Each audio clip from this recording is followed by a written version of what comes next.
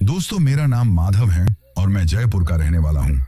आज जो डरावनी कहानी मैं आप लोगों के साथ शेयर करने जा रहा हूँ, वो मेरे जीवन में कैब ड्राइवर का काम करने के दौरान घटी एक बहुत ही भयंकर और डरावनी घटना के बारे में है। दरअसल मुझे जयपुर में कैब ड्राइवर का काम करते हुए आज लगभग 7 से 8 साल का समय हो गया है।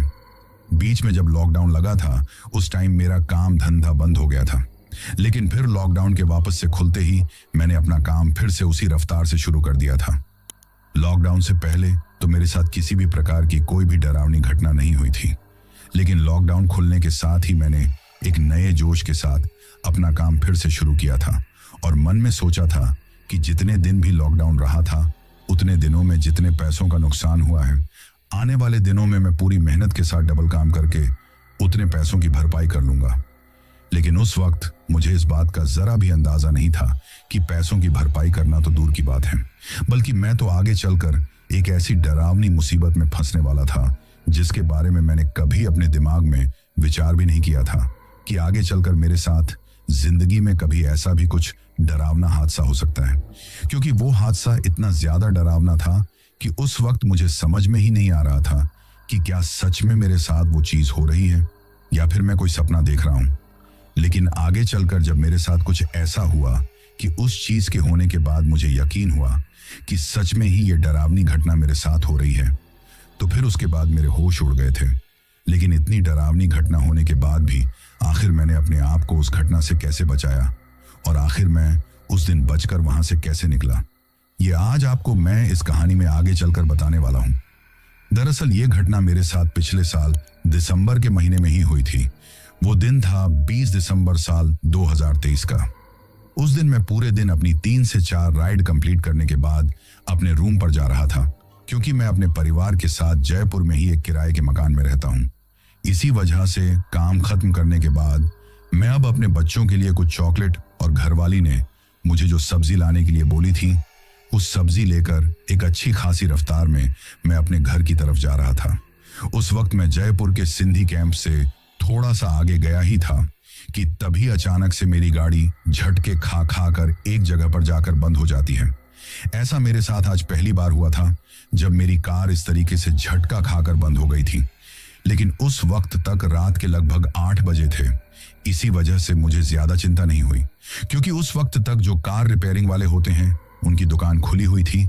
इसी वजह से मैं अपनी कार को वहीं पर खड़ा करके थोड़ी ही दूर जो कार रिपेयरिंग की दुकान थी, उस दुकान पर जाता हूं और उस दुकान वाले को अपनी गाड़ी के पास बुला कर लाता हूं। लेकिन इन सब चीजों में लगभग 2 से ढाई घंटे का समय खराब हो जाता है। इसी बीच मेरी घरवाली का भी मेरे पास 2 से 3 बार फोन आता है कि इतनी देर किस चीज में लगा रहे हो और कब तक घर आ रहे हो। पर मैंने उसे फोन पर जो कुछ भी हुआ था वो सारी बात बता दी थी। अब जब तक मेरी गाड़ी सही हुई, उस वक्त तक रात के लगभग 10:30 बजे का समय हो चुका था और जिस जगह पर मेरी गाड़ी खराब हुई थी, उस जगह से अभी भी मेरे घर की दूरी लगभग आधे घंटे की बची हुई थी। इसी वजह से अब मैं जल्दी से अपने घर पर पहुंचने की कोशिश करता हूं। लेकिन जैसे ही रात के 10:30 बजे के आसपास का समय हुआ, तो वैसे ही धीरे धीरे सड़क पर थोड़ा कोहरा छाने लगा था, क्योंकि सर्दियों का समय था और उस वक्त तक रास्ते पर धुंध पड़ने लगी थी। इसी वजह से मैं अपनी गाड़ी की हेडलाइट की रोशनी चालू किए हुए और गाड़ी के वाइपर को चालू करके धीरे धीरे गाड़ी को चलाते हुए जा रहा था। अब जिस जगह पर मैंने वो किराए का कमरा ले रखा था, वो जगह सिटी से थोड़ी साइड में थी, यानी कि उस जगह पर थोड़े सस्ते कमरे मिल जाते थे। इसी वजह से वो इलाका भी देखने में थोड़ा पुराना सा दिखाई देता था। अभी मैं उस इलाके की तरफ जा ही रहा था कि तभी एक मोड़ पर जैसे ही मैंने अपनी कार को घुमाया, तो अचानक से ही एक औरत मेरी कार के सामने भागती हुई आ जाती है। और जैसे ही वो मेरी कार के सामने भागती हुई आती है, तो अचानक से मुझे अपनी कार को ब्रेक लगाने पड़ते हैं, क्योंकि अगर उस वक्त मैं अपनी कार के ब्रेक नहीं लगाता तो मेरी कार उसको कुचलते हुए आगे निकल जाती, और ऐसा मैं बिल्कुल भी नहीं करना चाहता था। अब वो औरत मेरी कार के आगे वाले बोनट के ऊपर दोनों हाथ रखकर खड़ी हुई थी। जब मैंने गौर से देखा तो मुझे दिखाई देता है कि उसके सिर के बाल पूरी तरीके से इधर उधर बिखरे हुए हैं। साथ ही उसके हुलिये को देखकर मुझे ऐसा महसूस होता है कि ये कोई जवान औरत नहीं बल्कि कोई बूढ़ी औरत है। लेकिन जैसे ही मैं अपनी कार से नीचे उतरता हूं और गुस्से में उसके ऊपर चिल्लाने लगता हूं कि मरना ही है तो और कहीं जाकर मरो, मेरी ही गाड़ी मिली है, क्या तुमको करने के लिए। अभी मैंने गुस्से में इतना बोला ही था कि तभी मुझे दिखाई देता है कि उस औरत के हाथ पूरी तरीके से खून से सने हुए हैं और उसके होंठ कपकपा रहे हैं। साथ ही उस वक्त उसका हुलिया देखकर मुझे अंदाजा होता है कि ये कोई 50 से 60 साल के बीच की बूढ़ी औरत है, क्योंकि उस वक्त उसके सिर पर जो बिखरे हुए बाल थे वो पूरी तरीके से सफेद थे। साथ ही उसकी कमर भी थोड़ी झुकी हुई थी। ये चीज देखकर मैं समझ जाता हूं कि ये तो कोई बुढ़िया है। उस वक्त मुझे लगा कि कहीं ये अंधी तो नहीं है। तभी मैं उसके पास जाता हूं और उसे कहता हूं कि अरे माता जी, अगर आपको दिखाई नहीं देता है तो आप ऐसे सड़क पर चलते हुए किसी को अपने साथ रखा करो। तभी वो बूढ़ी औरत मुझसे एक अजीब सी गुस्से से भरी आवाज में कहती है कि मुझे तो सब कुछ दिखाई दे रहा है, लेकिन शायद तुम्हें ही कुछ दिखाई नहीं दे रहा है। ये चीज सुनते ही मैं कुछ सोच में पड़ जाता हूं, लेकिन फिर मेरा ध्यान उसके हाथों की तरफ जाता है जो कि पूरी तरीके से खून से सने हुए थे। ये चीज देखते ही मैं काफी ज्यादा अचंभित हो जाता हूं और उस बूढ़ी औरत से कहता हूं कि ये खून कहां से लगा आपके हाथों पर। तभी वो औरत अपने दोनों हाथों को मेरे सामने जोड़ने लगती है और कपकपाती हुई आवाज में कुछ बोलने की कोशिश करती है, लेकिन उस वक्त उसके मुंह से ठीक तरीके से आवाज भी नहीं निकल रही थी।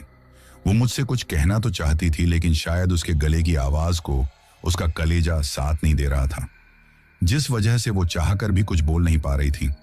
तभी मैं उसके पास जाता हूं और उसे कहता हूं कि आप थोड़ा शांत हो जाइए और आराम से बताइए कि हुआ क्या है।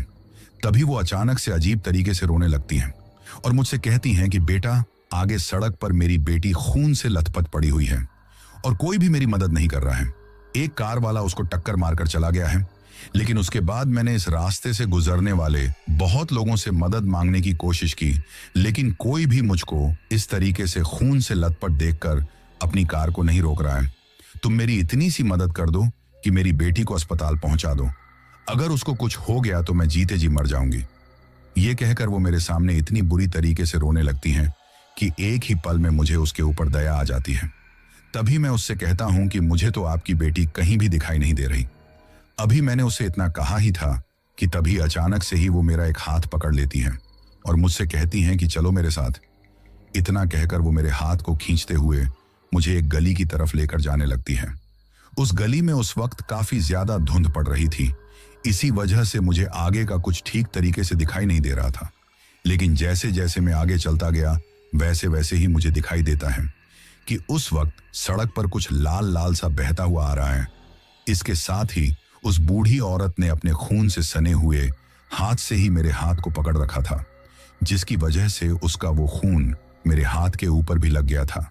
ये चीज देखकर मैं थोड़ा घबरा जाता हूं, लेकिन फिर मैंने किसी तरीके से अपने आप को थोड़ा कंट्रोल में रखने की कोशिश की और जैसे ही मैं थोड़ा आगे जाता हूं तो मुझे दिखाई देता है कि उस गली में सड़क के किनारे नाली के पास में एक लड़की पड़ी हुई है, जिसका चेहरा पूरी तरीके से कुचला हुआ है।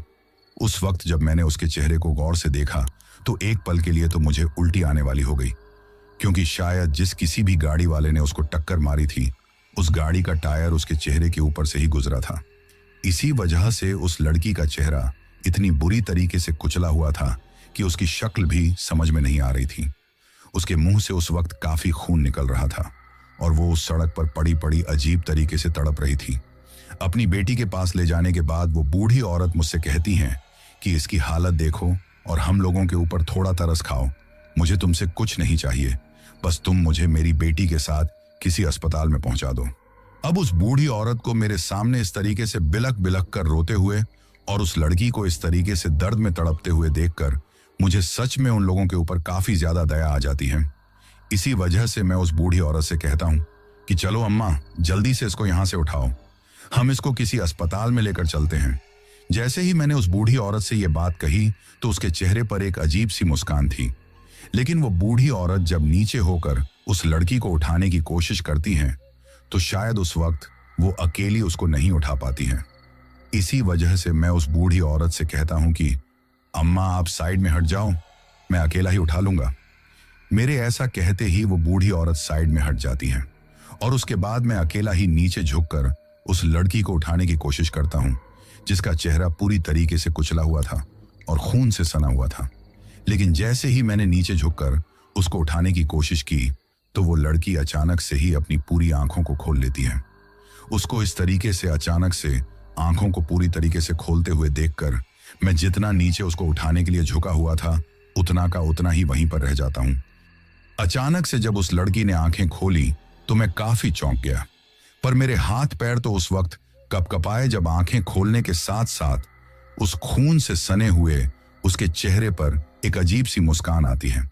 जैसे ही वो मुझे देखकर मुस्कुराती है तो मुझे ऐसा लगता है कि जैसे वो बिल्कुल भी घायल ना हो, क्योंकि उस वक्त कोई भी इंसान वैसी स्थिति में होकर उस तरीके से बिल्कुल भी नहीं मुस्कुरा सकता। ये चीज देखकर मैं अचानक से डर के मारे उछलकर 2 कदम पीछे हो जाता हूं। लेकिन जैसे ही मैं पीछे होता हूं तो पीछे होते ही मुझे उस लड़की का चेहरा फिर से उसी तरीके से वहां पर खून से लथपथ पड़ा हुआ दिखाई देता है और उसकी आंखें भी बंद थीं। ये चीज होते ही वो बूढ़ी औरत मुझसे कहती हैं कि अगर नहीं उठा सकते हो तो हमारा मजाक भी क्यों बना रहे हो?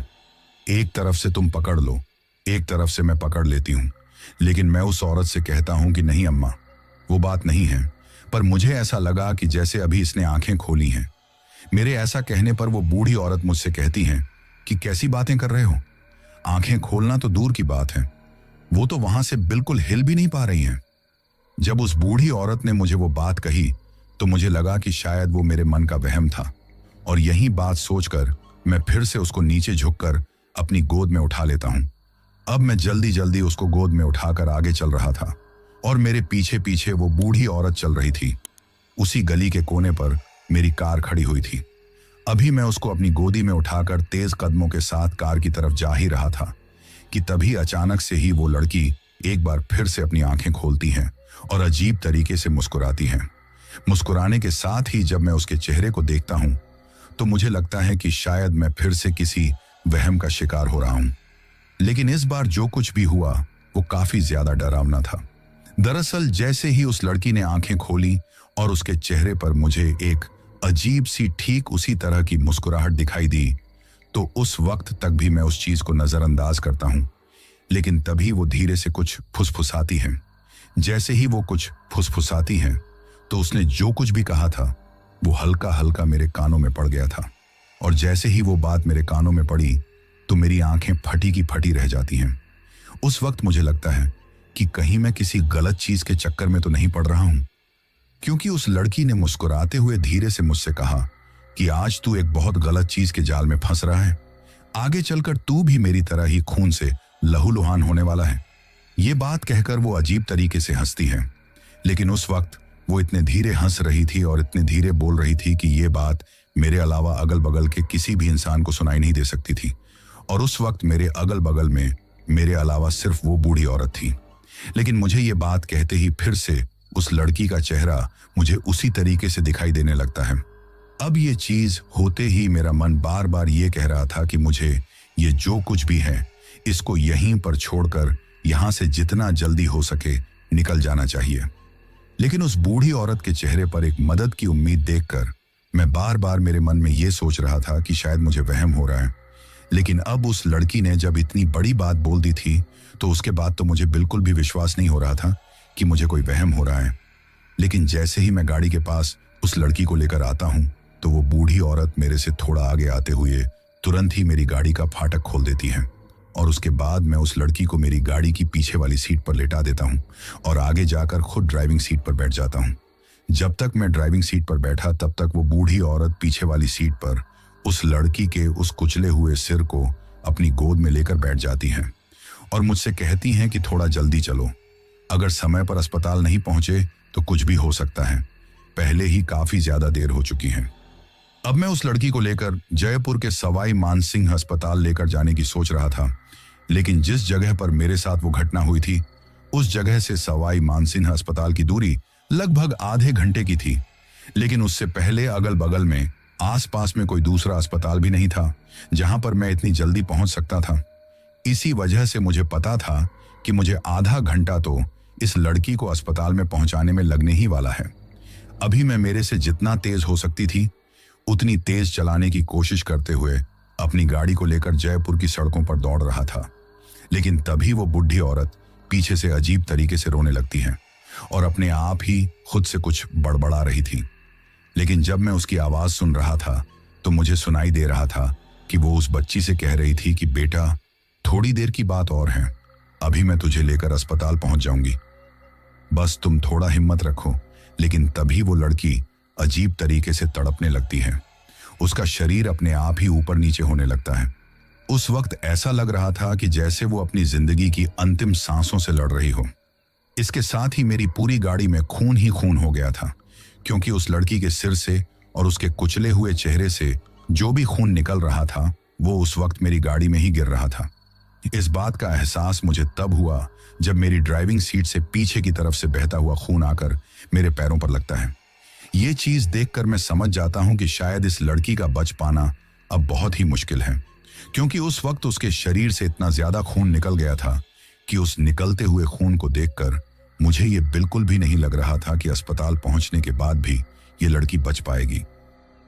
लेकिन उस वक्त मैं इतना पागल था कि मुझे इतना भी अंदाजा नहीं था कि शायद उस लड़की को अस्पताल पहुंचाने के चक्कर में मैं खुद ही आने वाले समय में किसी अस्पताल में पहुंचने वाला हूं, क्योंकि आगे चलकर जो कुछ भी मेरे साथ होने वाला था उसका उस वक्त मुझे जरा भी अंदाजा नहीं था, क्योंकि उस वक्त मैं एक ऐसी परिस्थिति में था कि उन सब चीजों के बारे में तो मैं सोच भी नहीं सकता था कि मेरे साथ आगे चलकर कुछ गलत हो सकता है। अब आप में से बहुत से लोग सोच रहे होंगे कि आखिर मैं ऐसा क्यों कह रहा हूं, तो ये आपको कहानी में आगे चलकर पता चलने वाला है, इसीलिए आप कहानी में अंत तक बने रहिए। अब जैसे जैसे गाड़ी की रफ्तार बढ़ती जा रही थी वैसे वैसे ही उस बूढ़ी औरत के अजीब तरीके से बिलबिलाकर रोने की आवाज भी बढ़ती जा रही थी, और उसके साथ ही उस लड़की की तेज तेज सांसें अब मुझे मेरे कानों में भी सुनाई दे रही थी। लेकिन एक पल ऐसा आता है जब एक जगह पर जाकर उस लड़की का शरीर पूरी तरीके से अकड़ जाता है, और अकड़ने के बाद एक झटके में ही वो पूरा ढीला पड़ जाती है। और जैसे ही वो लड़की ढीली पड़ती है तो वो बूढ़ी औरत अजीब तरीके से काफी तेज तेज रोने लग जाती है। ये चीज होते हुए देखकर मैं समझ गया था कि शायद उस लड़की ने अब दम तोड़ दिया है। लेकिन उस वक्त मैं जरूरत से ज्यादा अपनी कार को भगा भी नहीं सकता था, क्योंकि सर्दियों का टाइम होने की वजह से सड़क पर पूरी तरीके से कोहरा छाया हुआ था, जिसकी वजह से मुझे आगे का रास्ता ठीक तरीके से दिखाई नहीं दे रहा था, जिसके चलते मैं उस वक्त थोड़ा तेज लेकिन रास्ते को देखते हुए ही अपनी गाड़ी को चला रहा था। अब जिस जगह पर उस लड़की ने अपना दम तोड़ा था वो जगह एक ऐसी जगह थी जहां पर आसपास का इलाका काफी ज्यादा सुनसान था। अभी भी सवाई मानसिंह अस्पताल तक पहुंचने में लगभग 20 से 25 मिनट का समय और लगने वाला था, लेकिन लगभग 5 मिनट की दूरी तय करने के बाद ही उस लड़की ने अपना दम तोड़ दिया था। ये चीज होते हुए देखकर मैं उसी जगह पर अपनी कार को रोक देता हूं, और उस बूढ़ी औरत को इस तरीके से बिलबिलाकर रोते हुए देखकर एक पल के लिए तो मेरी भी आंखों में आंसू आ जाते हैं, क्योंकि उस वक्त उसका रोना मुझे भी रोने के लिए मजबूर कर रहा था। लेकिन तभी मैं उस बूढ़ी औरत के कंधे पर हाथ रखते हुए और उसे थोड़ी सांत्वना देने की कोशिश करते हुए उसे कहता हूं कि माताजी, अभी इसको अस्पताल लेकर जाने का तो कोई मतलब नहीं है। आप मुझे ये बता दीजिए कि आपका घर कहाँ है, तो मैं आपके घर तक छोड़ देता हूं। अभी मैंने उस बूढ़ी औरत से सिर्फ इतना कहा ही था कि तभी वो बूढ़ी औरत अचानक से अपनी मोटी मोटी आंखों को निकालते हुए मेरी तरफ देखती है, और उसने इतने झटके के साथ अपनी गर्दन को मेरी तरफ घुमाया था कि उसके वो सिर के खुले हुए सफेद बाल अचानक से उसकी आंखों के सामने आ जाते हैं। उसको इस तरीके से मेरी तरफ देखते हुए देखकर मैं थोड़ा सा घबरा जाता हूं। उसने मेरी तरफ इस तरीके से देखकर मुझे एक अजीब सी गुर्राती हुई आवाज में कहा कि यही हमारा घर है, हम तो इसी जगह पर भटकती रहती हैं, हमारा कोई भी स्थायी घर नहीं है, क्योंकि तुम जैसे लोगों ने हम दोनों को ऐसी जगह पर ही भटकने के लिए मजबूर कर दिया है। ये बात कहकर वो बूढ़ी औरत, जो अभी कुछ देर पहले बिलख बिलख कर अपनी बेटी के मरने पर रो रही थी, अब उसके चेहरे पर अचानक से ही एक कातिलाना मुस्कुराहट आ जाती है। उस वक्त जब वो मेरी तरफ उस तरीके से मुस्कुरा रही थी तो उसको मुस्कुराता हुआ देखकर भी मुझे डर लग रहा था। अब मेरा डर इस तरीके से धीरे धीरे बढ़ता जा रहा था कि डर के मारे मेरे माथे पर पसीने की बूंदें आने लगी थी।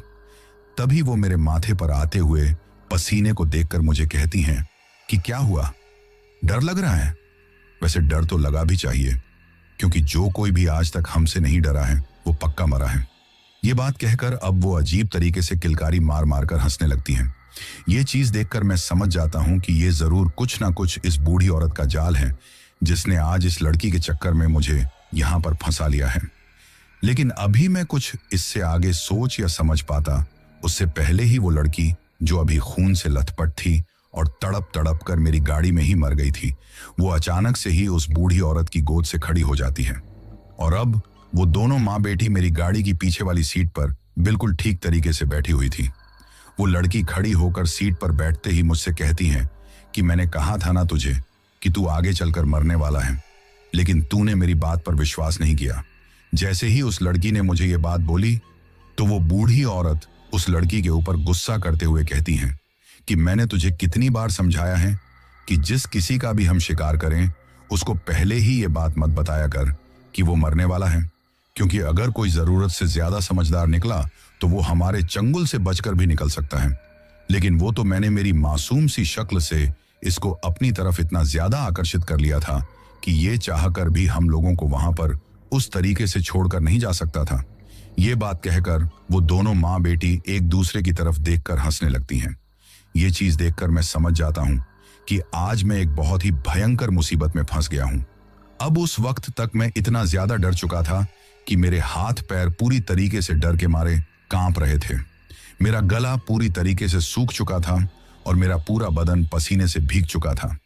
ये चीज होते हुए देखकर वो बूढ़ी औरत मेरी तरफ अपने हाथ से इशारा करते हुए उस लड़की से कहती हैं कि देख कैसे डर रहा है। अब उन दोनों को मेरी तरफ इस तरीके से हंसते हुए देखकर मुझे ऐसा लगता है कि जैसे वो दोनों मेरा मजाक उड़ा रही हो। लेकिन हंसते हंसते ही वो जो बूढ़ी औरत थी उसका चेहरा भी बिल्कुल डरावना हो जाता है।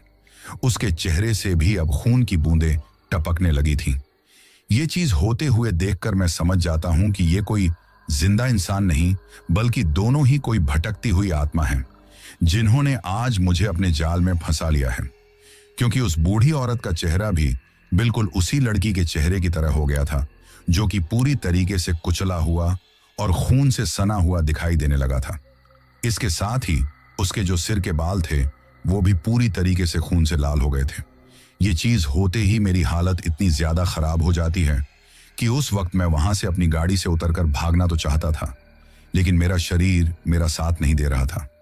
मुझे ऐसा लग रहा था कि मैं वहीं पर जड़ होकर बैठ गया हूं या फिर मेरे शरीर को पूरी तरीके से लकवा मार गया है।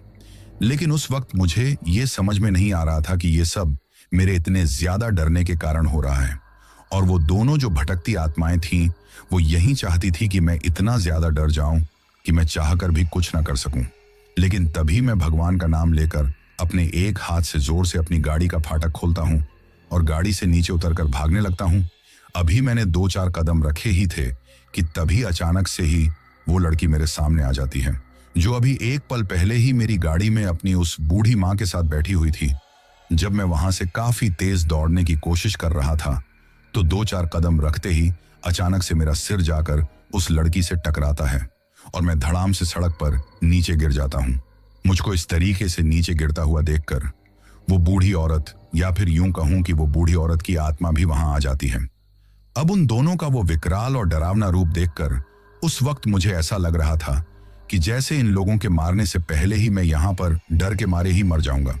साथ ही आसपास में मुझे मेरी मदद करने वाला कोई इंसान भी दिखाई नहीं दे रहा था। गाड़ियां तो मेरे अगल बगल से साइड वाली सड़क से गुजर रही थी, लेकिन वो सड़क मेरे से लगभग 15 से 20 कदम की दूरी पर थी, और जिस जगह पर मेरे साथ वो डरावनी घटना हो रही थी वो जगह बिल्कुल सुनसान थी। अब उस वक्त मुझे ये समझ में आ गया था कि मुझे किसी भी तरह से इन दोनों के चंगुल से बचकर उस मेन सड़क तक जाना है जहां से बाकी की गाड़ियां गुजर रही हैं। अगर मैं वहां तक किसी भी तरह पहुंच गया तो आज इन दोनों के चंगुल से बच जाऊंगा, वरना ये मुझे यहीं पर अपना शिकार बना लेंगी।